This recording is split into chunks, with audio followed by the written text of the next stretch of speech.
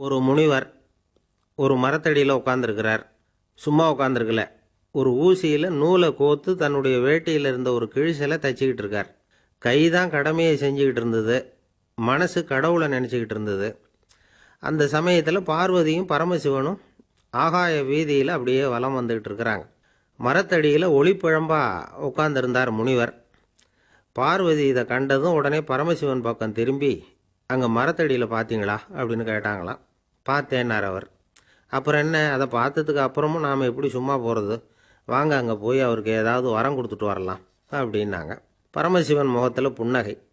அவனை பற்றி லேசாக நினைக்காத, அவன் அந்த நிலையெல்லாம் கடந்தவன். இப்போதைக்கு நாம் அவங்ககிட்ட போகிறது வீண் வேலை, அதனால் வேணாம், வா நாம் நம்ம வழியிலேயே போவோம் அப்படின்னார். இருந்தாலும் பெண்கள் சொன்னால் சொன்னது தானே, பிடிவாதத்தில் விட்டு கொடுக்க மாட்டாங்களே.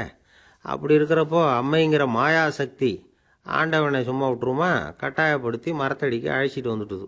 வழக்கமாக ஆண்கள் என்ன செய்வாங்களோ அதே தான் அவரும் செஞ்சுட்டார். அதாவது சொல்கிறத சொல்லி பார்த்துட்டு வேறு வழி இல்லைன்னு தெரிஞ்சதும் சரி வா அப்படின்னு சொல்லிட்டு கூடவே வந்துட்டார். 2 பேரும் வந்து அந்த முனிவர் முன்னாடி நின்று வணக்கம் சொன்னாங்க. முனிவர் நிமிர்ந்து பார்த்தார். அடடே, அம்மையும் அப்பனுமா, வாங்க அப்படின்னு சொல்லி அன்பாக வரவேற்றார்.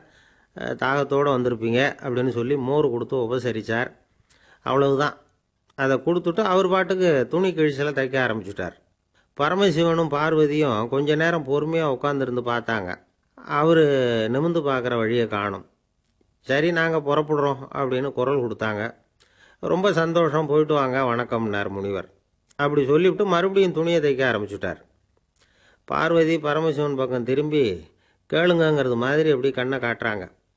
அவரும் அதை புரிஞ்சுக்கிட்டு முனிவரை பார்த்து, தவச்செல்வரே, நாங்கள் ஒருத்தருக்கு காட்சி தந்துட்டா ஏதாவது வரம் கொடுத்துட்டு போகிறது தான் பழக்கம், அதனால் உங்களுக்கும் ஏதாவது வரம் அப்படின்னு இழுத்தார். முனிவர் சிரித்தார். வரமா? உங்கள் தரிசனத்தை விடவா? அதெல்லாம் இந்த கட்டைக்கு ஒன்றும் வேணாம், நீங்கள் உங்கள் வழியை தொடருங்க அப்படின்னார். சொல்லிவிட்டு மறுபடியும் தைக்க ஆரம்பிச்சுட்டார். இருந்தாலும் பார்வதியும் பரமசிவனும் விடுற மாதிரி இல்லை. ஏதாவது வரம் கொடுக்காம நாங்கள் போக மாட்டோம் அப்படின்னு பிடிவாதம் பண்ண ஆரம்பிச்சிட்டாங்க. பார்த்தார் முனிவர். சரி, அப்படி கட்டாயமாக வரம் கொடுத்துட்டு தான் போகணும்னு நீங்கள் நினச்சா ஒன்று செய்யுங்க, எனக்கு ஒரு வரம் கொடுங்க. அதாவது இந்த ஊசிக்கு பின்னாடியே இந்த நூல் போகிறதுக்கு வரம் கொடுங்கன்னார். அவங்களுக்கு ஒன்றும் புரியல. ஏற்கனவே தான் இந்த ஊசிக்கு பின்னால் இந்த நூல் போய்கிட்டு இருக்குதே, இதுக்கு நாங்கள் என்னத்துக்கு வரம் கொடுக்கணும் அப்படின்னாங்க. அதைத்தான் நானும் கேட்குறேன். நான் ஒழுங்கு தவறாமல் நடந்துக்கிட்டு வந்தால் வரவேண்டிய பலன் நியதிப்படி தானாக பின்னாடி வரும். இடையில நீங்கள் எதுக்கு எனக்கு வரம் கொடுக்கணும் அப்படின்னு கேட்டார் முனிவர். இதை கேட்டதும் பரமசிவனும் பார்வதியும் சிரிச்சுக்கிட்டே அவங்க வழியில் போயிட்டாங்களாம். இந்த முனிவர் எழுதிய காட்சிக்கு பேர் தான் மருள் நீங்கிய மாசரு காட்சி அப்படிங்கிறார் நினைவு கலை ஏந்தல் பதின் கவனகர் திருக்குறள் ராமையா. 30 வயசில் பார்வையை இழந்த இவர் முப்பால் ஒளியின் துணையால் காலத்தை வென்றவர், கடந்த காலத்தில் வாழ்ந்தவர். அதாவது இருள் நீங்கி இன்பம் பயக்கும் மருள் நீங்கி மாசரு காட்சி அவருக்கு. அந்த மருள் நீங்கிய மாசரு காட்சின்னா என்ன அப்படிங்கிறத விளக்கறதுக்கு அவர் இந்த கதையை சொல்லியிருக்கிறார்.